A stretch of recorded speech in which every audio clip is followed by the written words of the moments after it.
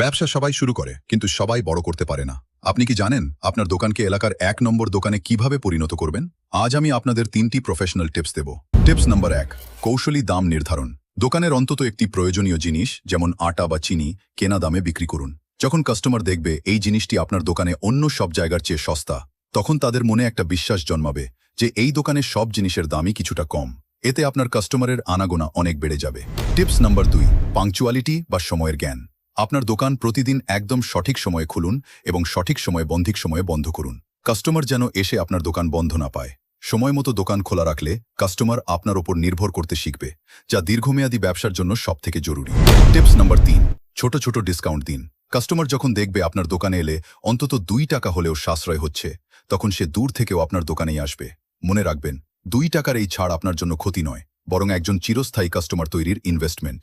এই ৩টি নিয়ম মেনে দেখুন, আপনার ব্যবসা কয়েক মাসেই বদলে যাবে। ভিডিওটি ভালো লাগলে লাইক দিন এবং আপনার ব্যবসার অভিজ্ঞতা কমেন্টে জানান। দেখা হচ্ছে পরের ভিডিওতে।